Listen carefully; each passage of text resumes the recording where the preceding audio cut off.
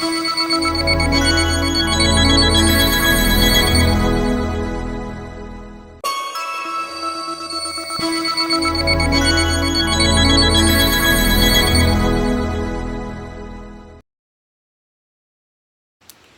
welcome to Mercurius Being Astro Update.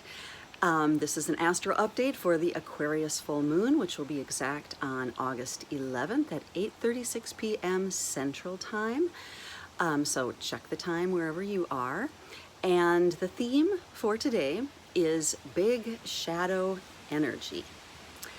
So, as you noticed, I've got my yellow on today. It is a different shirt. So I've noticed back on my videos, I've worn this same color several times, but they are different shirts. But it really fits in with the light and joy that is really heightened, or the drawing in of light and joy. And then, of course, we can't have light on a bright summer day, a bright sunshiny day, whatever season. You have a lot of shadow, right? The bright light casts a shadow, and the shadow is very much contrasting with the bright light. So we have polarity, light and shadow. We have polarity with Aquarius and Leo. The sun is in Leo right now, the moon will be in Aquarius at the lunation, and besides that, the polarity of Aquarius Leo, I'm going to be bringing in the energy of the other parts of that self-worth axis, as Noel Till calls it, the Taurus, Leo, Scorpio, Aquarius fixed sign axis, the 2, 5, 8, 11 houses, natural rulership. So we'll be bringing in Taurus and Scorpio today as well, because as you know, or maybe don't know, but will know after you watch this video, that we still have a nice chunk of energy in Taurus, and specifically, well, only the North Node and Uranus, and then Mars, all in Taurus. I guess I could pull up, share with you the chart. So we have the moon hanging out with Saturn, our good friend Saturn, both in Aquarius. And then we have Leo, Sun, Venus just entering the picture in Leo. And then we have our little chunk down here in Taurus, the North Node, Uranus, and Mars.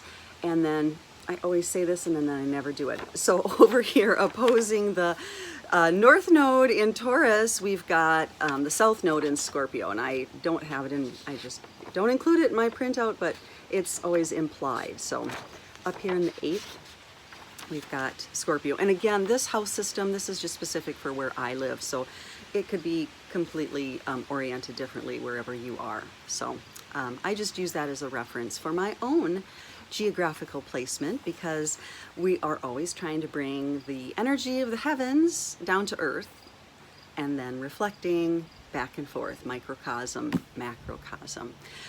So I have a lot of information today, so I am going to try to keep it clear. But as you know from prior videos, I do love a lot of information, so I'm going to try to not overwhelm. I'm going to try to keep in the framework of this big shadow energy and that grand cross. That would be another way of saying it, of the Leo Sun, Moon, Aquarius, crossed by the Taurus of the North Node, Uranus, Mars, and the South Node in Scorpio. So that's a fixed grand cross. So the thing with grand crosses of any modulation, whether it's cardinal, fixed, or mutable, they're fixed. Grand cross, it's a square, four-sided. In that energy, there's always a way in and out, but there's a lot of stuckness to that.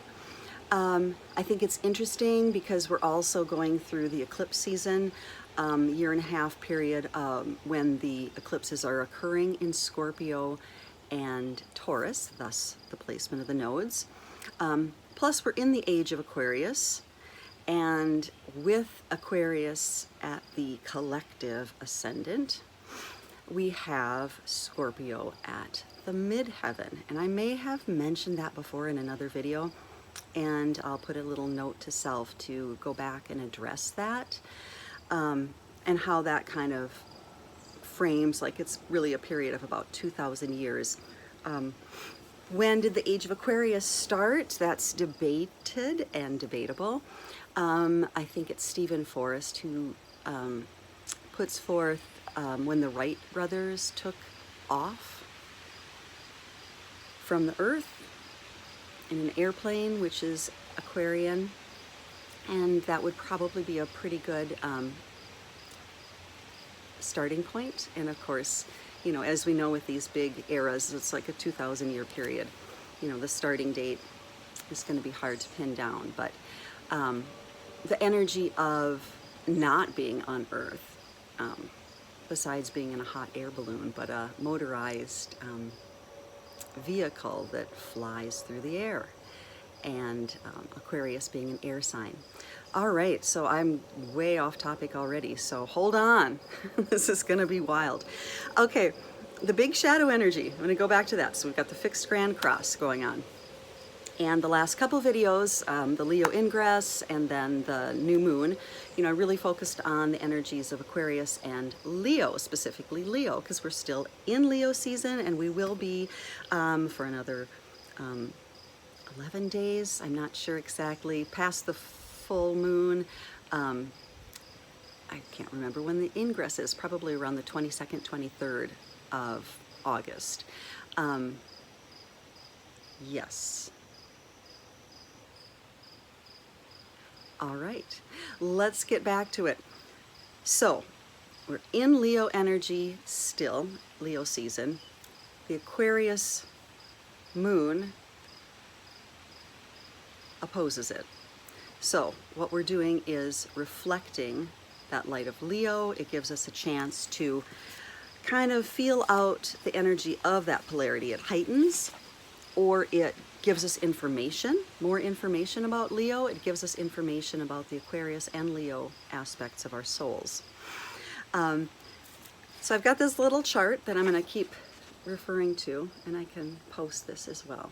So the last couple of videos I talked about prisms, and I am continuing with that theme for this video, and Indra's web, kind of that web, like a spider's web, and at each juncture, the little diamond, the little holographic image that contains everything, but each of us being an individual, having individual expression of Leo, and then also being part of the whole. Talked about the bright light and the dark shadow. At this time, with this Grand Cross, I'm getting this image, instead of the prism being very exact and geometrically perfect, not that it was before, and newsflash, it will never be while we are on this earth, because this isn't a realm of perfection. It's more a garden of experience. So sometimes we feel these geometric imbalances more, and that's kind of like with all of our charts and with any chart. It's like the spoke of a wheel, and you know, you get something in there and then it's like gummed up a little bit, so it's like, instead of just rotating and modulating smoothly, it's like cha-chunk, cha-chunk. Or like when you get a big chunk of clothes stuck in your washing machine, and so you hear it like off balance, you know, da-dunk, da-dunk, da-dunk. So that's kind of the way our karma is in our charts, and then the way we experience them in our chakric system. So kind of a geometric imbalance. So this prism and the opportunity to modulate between this geometric imbalance, and then work on inviting in a more balanced geometrical expression. So, joy, Ananda Shakti, bliss. So, reclaiming joy. I would say, would be a really great high Leo expression. And joy is like the highest vibe of any emotion, higher than love, higher than anything else, because it's just pure. And kind of reclaiming joy at this time, we can do it authentically. So you hear being authentic is tossed about a bit. Authenticity. But when you really think about that, you know, the inherent, authentic joy, and you think about the glyph for the sun as the cell, and you know, that could just be one thing you do at this lunation, is think about the glyph for the sun. You could think about the Ajna chakra, which the sun rules, and placing joy, you know, visualizing joy in each cell of your being, having it effervesce throughout your body. And knowing and reconnecting to your inherent joy, having a sense of clarity, being clear, and knowing, again, you know, these are things sometimes we need to draw into ourselves, but to remind yourself that you have this already, even if it is covered up. I'm getting another image. I remember another past teacher talking about we're all just perfect, whole, and complete, of course. And we're like a beautiful, multifaceted crystal. And so we start off, but like it's like our crystal starts at the top of the mountain and it starts tumbling down as we go through life, and you pick up mud and fuzz and gum and, you know, a bunch of junk stuck to your crystal, right? So you scrub it off. You can do that through meditation and spiritual practice or exercise or being out in nature, meditation, doing work and going within, penetrating through sound-based yoga practices, and then it cleans off the crystal. So it's always there, but it's sometimes covered by the junk that life kind of throws at us, or that we roll into at sometimes. So this joy and this light and this centeredness is not egoic. So,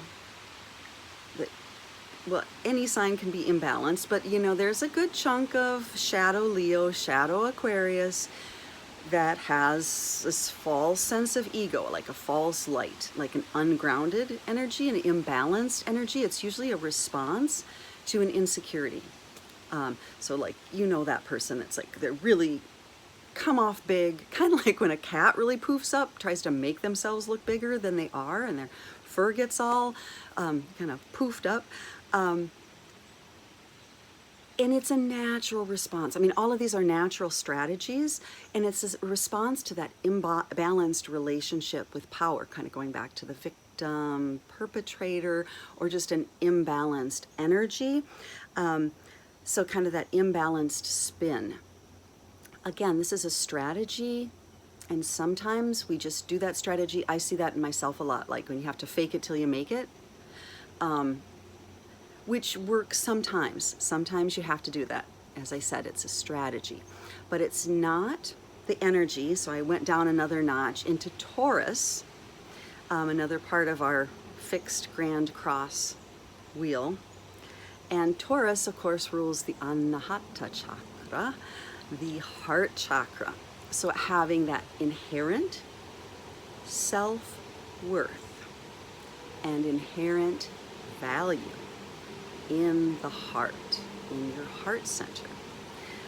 Leo medically rules the heart, so there's a little tie in there.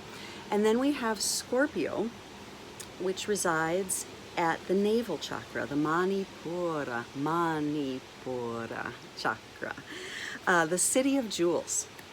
So it is as if that, you know, Pluto, the ruler of Scorpio, the god of the underworld, so the city of jewels, the underworld, the shadow, is really that compost. I know I've mentioned that before in other videos, that we put on our garden It's the stuff in our basement.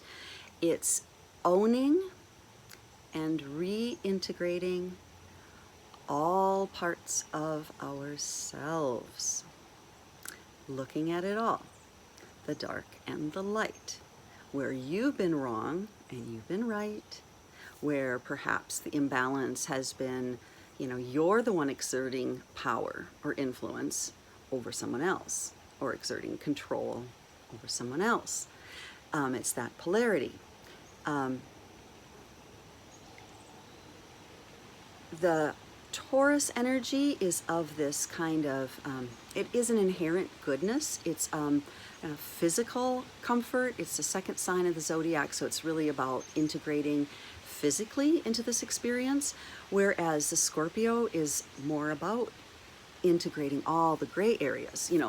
We'd like it to be black and white, but people aren't inherently, oh, that's the bad guy, oh, that's the good guy. It's like, yeah, no, there are a lot of degrees within, and there's a lot of degrees of goodness as well, and we all just fall into these relationships as a response and an opportunity to balance. Okay, so unintegrated self and strength from Scorpio. So that's that South node. The South node. I kind of like Sorth. The Sorth node. I'm going to coin that term today. Because it's a little sore, right? And it's where we stub our toes and we're like, damn it, I stepped in that same pile again. But again, that pile is a blessing, because when you integrate it, you have reintegrated these aspects of yourself that you've in a prior time, you've relegated them to the basement, to the shadow, to the, oh, I'm not letting anyone see that. I have a distinct image of myself as my shadow self, and I'm not going to share it. And as a matter of fact, I am integrating it. And then when you integrate it, you take the power of it, the Shakti of it, and from it, and it's part of you, and it's part of what's seen. Okay, and this shadow light thing's going on here. I might have to switch a little bit. I'm going to pause the tape and just move myself a little bit. All right, I am back, and as I paused the tape, an airplane flew over, which is very Aquarian. It's Uranus symbol, so right on cue. So we'll see. I'd love it. Be grand if an animal went by as we were speaking, but maybe you can hear the birds, and I've seen a few butterflies go by. All right, getting back to the lunation at hand. So this is the fourth supermoon out of 4 in a row. Fourth of 4 supermoons in a row. And a supermoon is just where, the moon's orbit isn't perfectly circular. So at this lunation, the moon's a little closer to the Earth than it is on other lunations. And so if you look up in the sky, if it's clear tonight, you'll have a nice big moon to look at, but as it is closer, it's also pulling on us more. The gravitational force is greater, the tidal forces are greater, and because we are made up of a lot of water, we're also feeling that pull a little more strongly as well. So the Sabian symbols for this lunation, for the moon in Aquarius, we have a luminous dove circles and descends, bearing a message. And this is from Martin Goldsmith's book. Descriptive phrases, mysticism, the fertilization of the soul by God with a desire to know God, being open to communication from beyond the veil. Rituals and prayers designed to strengthen the bond between man and God, raising one's mind from a state of moralistic dualism, which can beget acts of violence, to a gentle meditative state in which one sees the divine light in all things. Sense of spiritual mission, bearing a message of peace and forbearance, translating divine love into humane institutions, fighting for social and political reform, destructive selfishness versus repentance and grace, realignment with, I am having trouble talking today, realignment with the light force, bringing a message to humanity, light bearers versus ideologues and propagandists. Well, that's kind of always, isn't it? So the sun at 20 degrees Leo, always round up for Sabian symbols. Sabian tip for the day. Atop a desert mesa, burning in the afternoon sun, a Native American medicine man teaches the tribe's youngsters the complicated steps of a circular sundance. So the circle is very active at this time. Notice the dove circling in the last Sabian symbol, and then the circular sundance for this symbol. So descriptive phrases for this one. The study of ancient wisdom traditions, mining one's familial, racial, or spiritual heritage for valuable lore, and bringing it up to date. Re-emphasizing the cardinal principles of some technique or tradition. Perfecting the use of rituals or spiritual laws in everyday life. Getting off on the right foot. Botched timing, comedies of errors going around in circles. And just remember that getting off on the right foot, the right timing, okay? Mastering one stage before one can move to another. Educational regimes or regimens that teach children subjects appropriate to their developmental stage. Defining moments that begin a new stage of culture or life. Having the interpretive framework of an outsider. Guiding and representing one's people, defending one's stomping ground. Modern priesthood.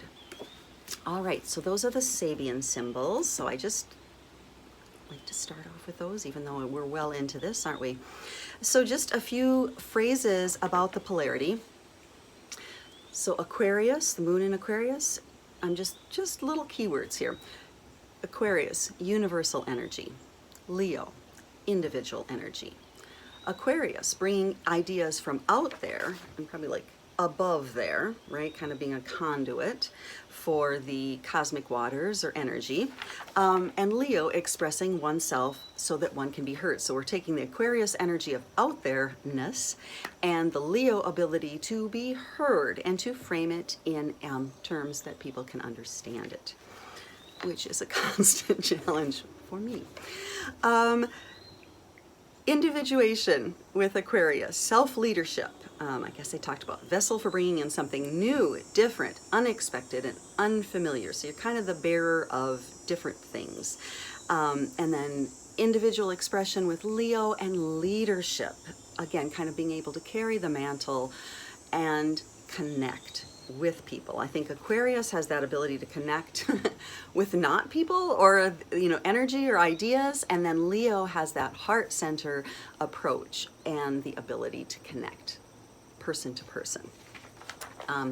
Medically, Aquarius rules the calf muscles and Leo rules the heart and the spine. And as I mentioned, the cell. The function, not the only function of the calf muscles, but a big function of the calf muscles is to pump the blood back to the heart. So if you've heard people say, oh, on an airplane, move your legs, you know, pump your feet, because that pumps the blood back to your heart, so you avoid clotting. So the heart and the calves, Aquarius and Leo, have that medical connection and polarity that's so important. And Uranus Aquarius has that also symbolic association with breaking up, stagnation, you know, breaking up clots in the body, but also just energetically breaking up stagnation. For Yogasana, my favorite pose, probably of all time, is legs up the wall pose. So look that one up. It's literally legs up the wall. You could have a little height underneath the sacrum. And so it really brings all the blood back up to the heart. You know what I'm saying. All right, but just, it's a good, I also like to call it a do-over pose. So if you're having a crappy day, put your legs up the wall, reverse the flow of everything, relax the neck, head and jaw and tongue, and let, you know, all of that energy be reversed. It's just like flip yourself upside down like you used to do when you were a little kid.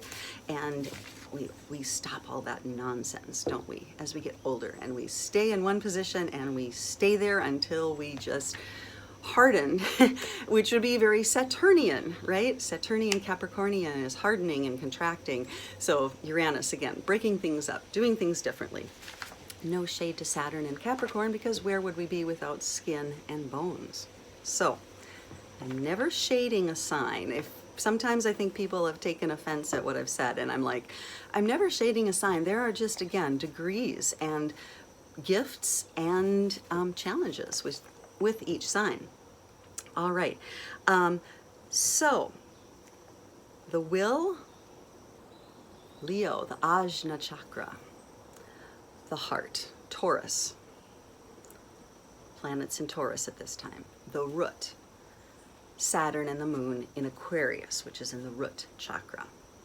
Okay, and then we also have the south node in Scorpio, which again is at the navel chakra. So Mars also rules the navel chakra, Mars, Pluto. Mars is in Taurus, along with Uranus and the north node. So there's a lot of energy, Mars, a lot of assertiveness, a lot of courage available for you to make these changes, okay? You're probably really feeling that push, I guess is what I'm saying. If you are, you know, and you have any fixed sign placements, you are, okay. So Saturn, the moon, restructuring. We're restructuring, we're getting an opportunity to reframe limitations, re-strategize. Okay, this is a great opportunity. Instead of saying, looking at our limitations, it's like, okay, like I said, limitations or strategies, like you used that strategy and it worked for you for a while and it's not working for you anymore. Well, great, it's time to change. Okay, so Uranus does want you to break free and release old patterns and old limitations, but you need to go into your shadow first and see what patterns and limitations there are. Honey, once you start digging, it's like it's like an archaeological site, you know, in my psyche for the last several months, which brings me back. I will talk a little back about the, I'm going to go back in time into some lunation in May, and then the Jupiter, Neptune, and Pisces conjunction, because I think those energies have been brought forth also.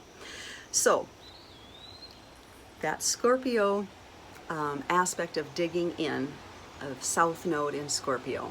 So the breaking free of the old patterns, the courage and the energy to do so, the Capricorn, Aquarius, well, Capricorn too, Pluto is moving through Capricorn. So we're in that energy mode anyway, and we have been for a while.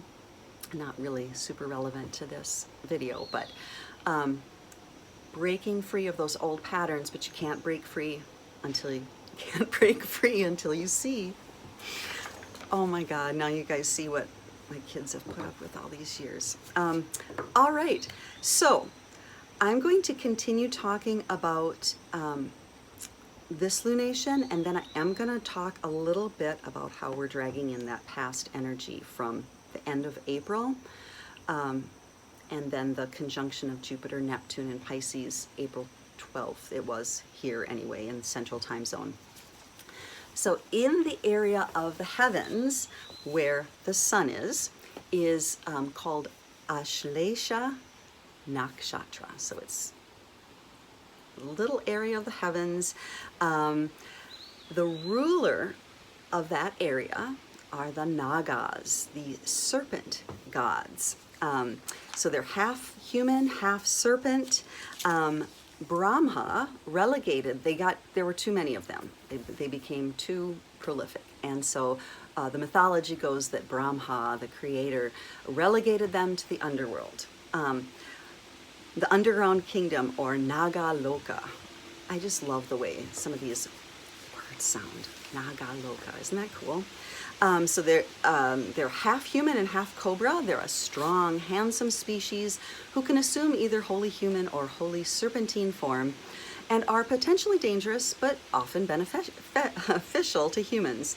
So in Nagaloka, where they reside, it's filled with resplendent palaces, beautifully ornamented with precious gems. So there we go. It's the Manipura chakra, the city of gems, the city of jewels that's within each of us. So they're the energy that gets us into our own personal underworld. So they're also associated with waters, rivers, lakes, seas, and wells, and are the guardians of treasures. So the three notable Nagas are Ananta. If you are familiar, that's what Vishnu lies dreaming of the world and sustains the world lying on this coiled or cobra. The hood of the cobra is up and Vishnu is resting, and it's kind of the image for yoga nidra, really conscious sleep, conscious creating as you're resting. Vasuki, who was used as the churning rope in the Ocean of Milk stories, which I won't go into, and then another Takshaka, the tribal chief of the snakes. So the birth of the serpents is celebrated on the month of Shravana, which is July 14th until August 12th. So we've got a couple more days left. You can connect with that snake energy, with the Naga energy. So the symbol for this area of the heavens where the sun is currently at is a coiled snake, or the Ouroboros, again, a circle. Okay, and that's the symbol of regeneration and regeneration. Okay, keynote is a star of clinging. It's the power of serpent wisdom and to inflict with poison, but this poison is medicinal. So there's a lot of intuition, insight, poison, deception, sexuality. It has to do with the Kundalini energy. So that, of course, is a snake energy that's rooted at the root, and it's the goal of, one of the goals of yoga is to lift that energy in a balanced way, because that is a lot of power we have within us that we're not utilizing.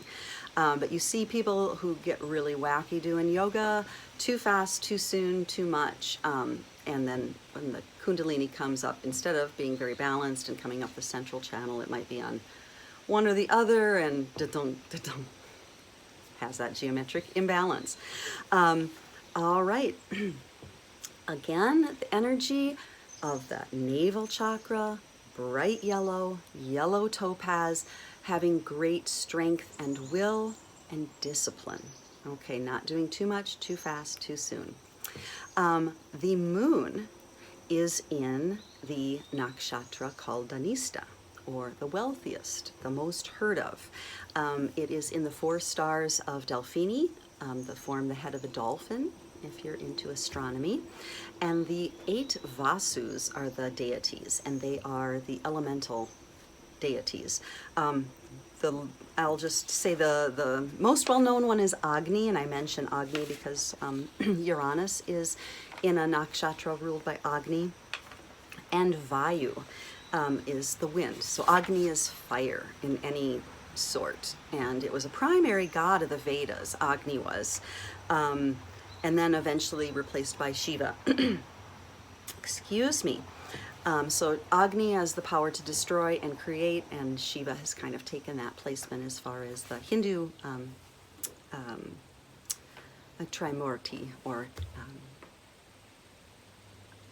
trilogy. Why can't I think of Trinity would be the other word. Okay, the symbol for Dhanista, this segment of the heaven where the sun is at, is the drum or ear. So it's a lot about good timing and rhythm, which goes back to the area actually of the sun in Leo, of the Native American elder teaching the circle dance and the ability to good timing. And so there's an energy of kind of like going back and honoring traditions and learning from them and that timing. And to me, that speaks balance. And of course, with the circle, there's a lot of balance implied in the circle, because if it's not a balanced geometrical circle, it's not a circle. it's an oval, or it's something else. So this star is called, or this area of the heaven, one of the keynotes is the Star of Symphony. Okay, power of abundance and fame through group associations, which is a very Aquarian energy. So insightful, charitable, and have capacity to unite people for a common purpose. So that energy of uniting rather than dividing. The energy of honoring all the individuality and being an individual and reflecting and mirroring and honoring and hearing. Each person's light and voice is part of this whole energy. All right, the energy of that placement also has that connection to the higher mental energy and being really connected to universal knowledge, and that being stored. There's the energy of, like, I would say, the midnight blue and indigo colors. So that connection to bringing things down and creating a rhythm and timing with them and bringing them into the material plane. Another player in this energy of this lunation is Mars in Taurus, and Mars is in the area of the heavens known as Kritika, and they are the 6 stars of the Pleiades. It's called the Cutter. The deity for this is Agni, that fire god, that fire energy. And I think originally when I started writing this, I think I was just going to say, you know, it's just big hot energy because of Uranus and Mars and Leo and Aquarius, so the air and the fire and the air and the fire and right. But I'm really getting this energy of okay, that's the Uranus. There's an energy of refined fire, so controlled burn, right? Okay, so the symbol is axe, knife, razor, flame, the star of fire, the power to burn negativity. So we have the power of the poison, the medicine. We have the power from the solar placement. From the lunar placement, we have the star of abundance and rhythm and timing. From the Mars energy, we have the power to burn negativity and cut out what we need to. So this can be, there's a critical nature to this as well, with both creative and destructive tendencies.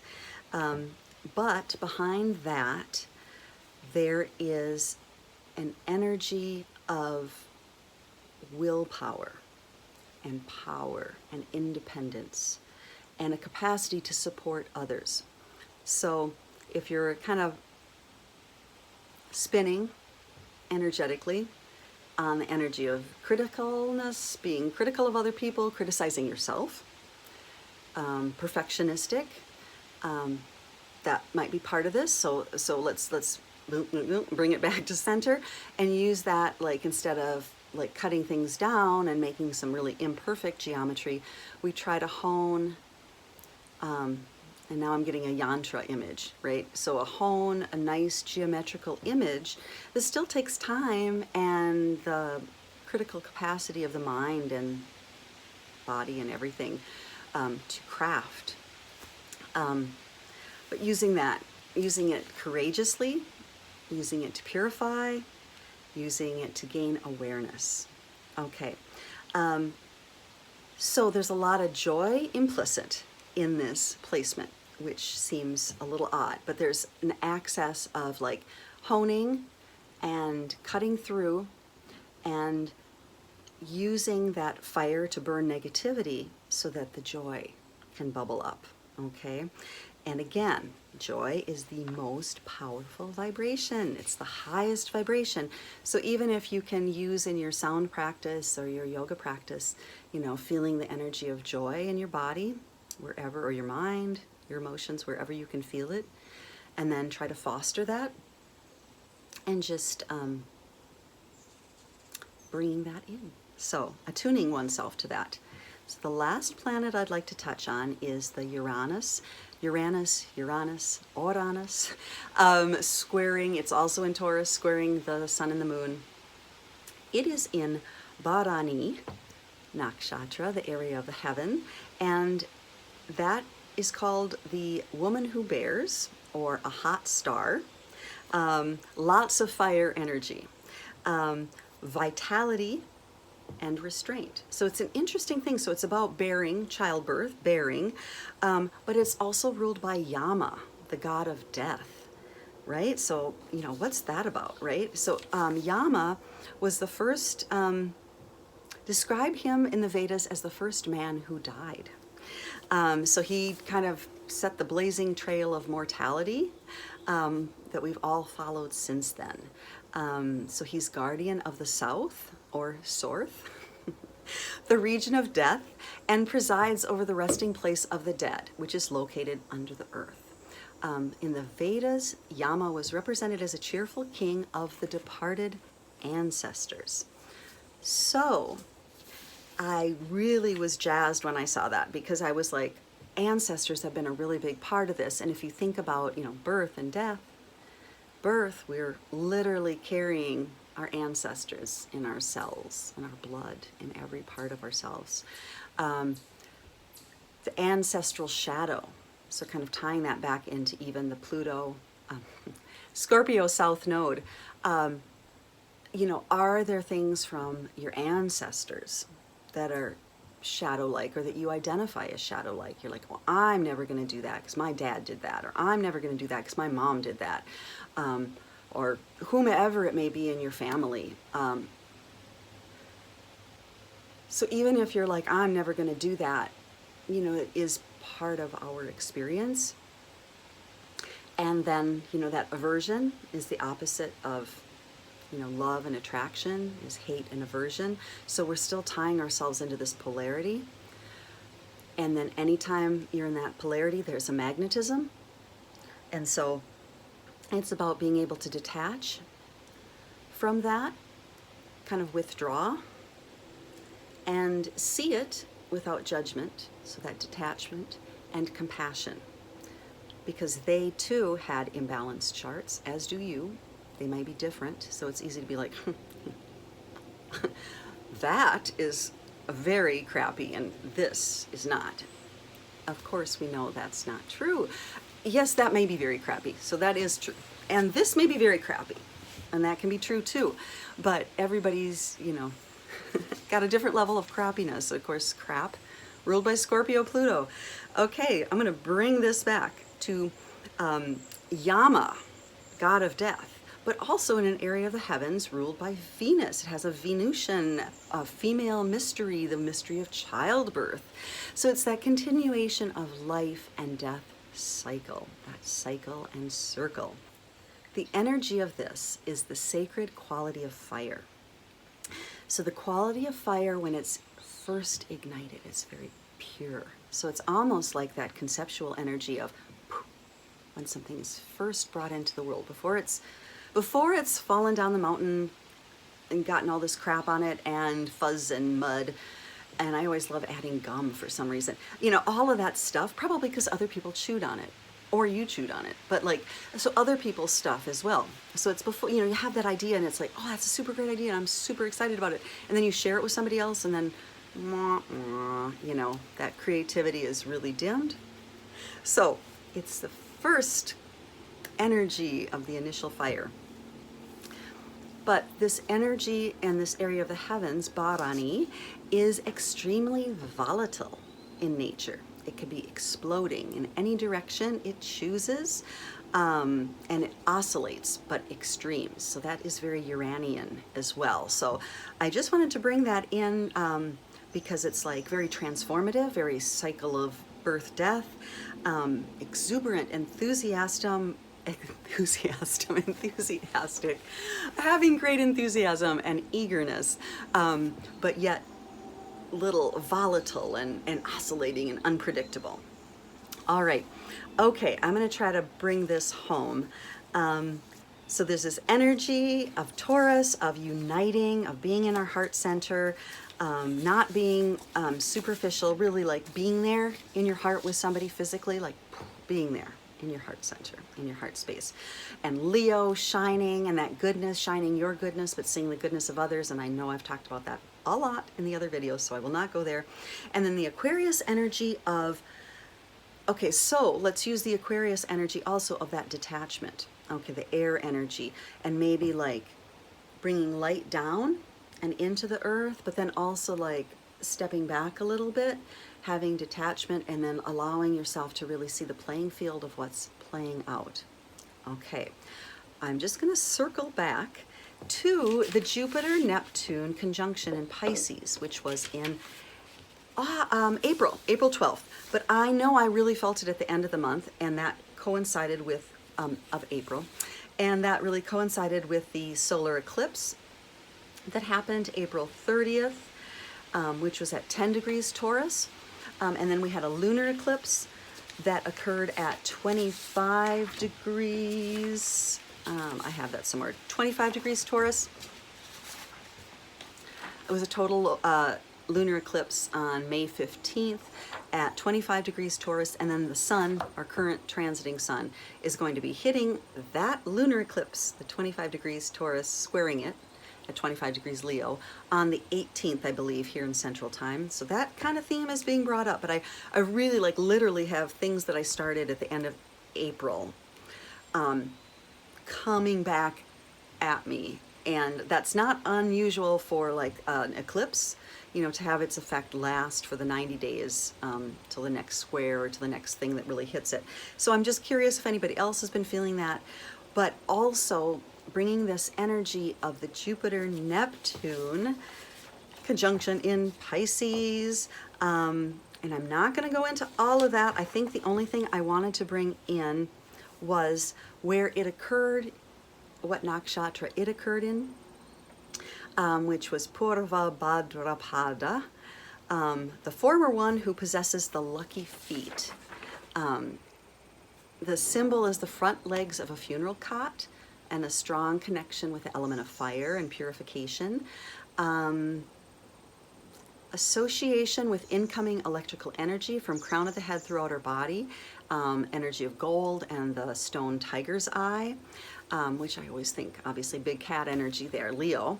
Honor this electrical current and energy and show humility before its processes. And humility is always a good thing to be showing all the time, but especially in spiritual practice.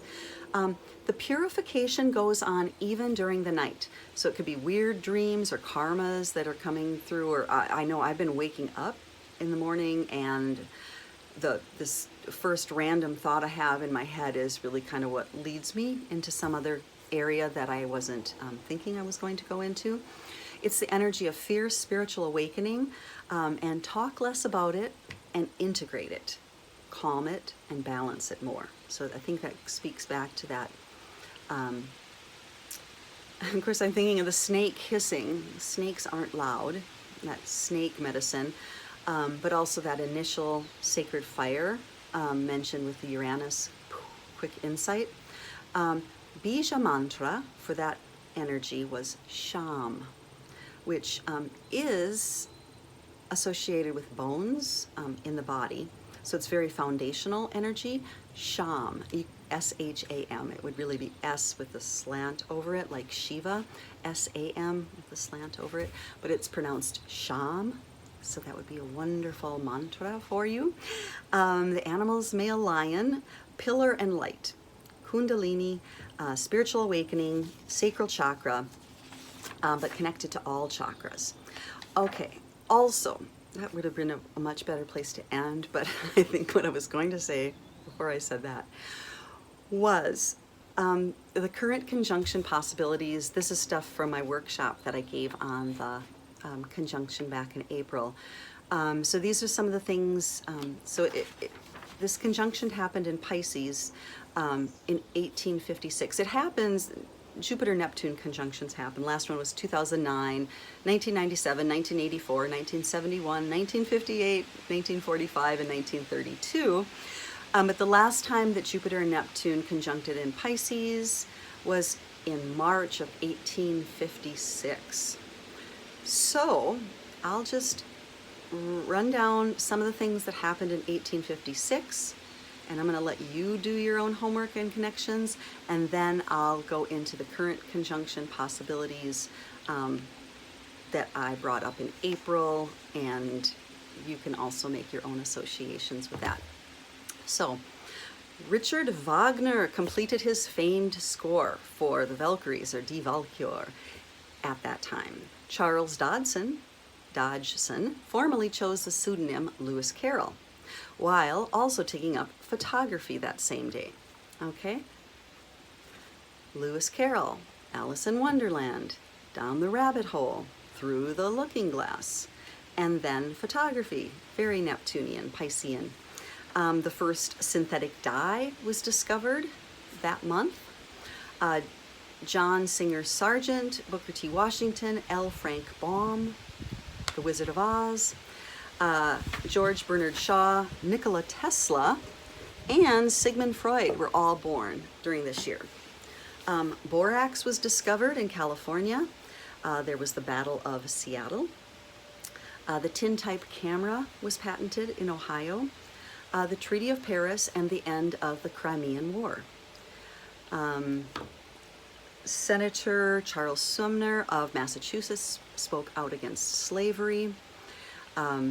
Dr. William Palmer, the Rugsley poisoner, found guilty of poisoning in Stafford, England. 500 Mormons leave Iowa City, Iowa, and head west for Salt Lake City. So then there's some Australian things happening. The Great Bell was cast for Big Ben in London. The Second Opium War begins with incident on the Pearl River. That was the Anglo-French-Chinese War, and Britain desired that opium be legalized and trade issue, and opium would be very Neptunian. French magician Jean-Eugène Robert Houdin, performs, and I know I butchered that, so please, performs for the Algerian marabouts in Algeria to convince them that French magic is the stronger. And then he took the Houdin name from Harry Houdini, which, by the way, was the first besides being a magician and entertainer, was the first man to fly a powered aircraft in Australia. Very Aquarius, Uranian. And then that was also the year that Big Ben chimed for the first time outside of Westminster. So current conjunction possibilities. A new cycle of philosophical, motivational, and spiritual development, or period where misplaced idealism proliferate.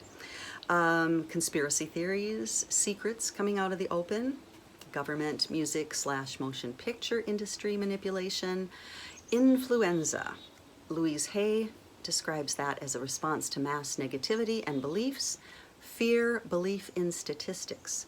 The affirmation, I am beyond group beliefs, or the calendar, I am free from all congestion and influence.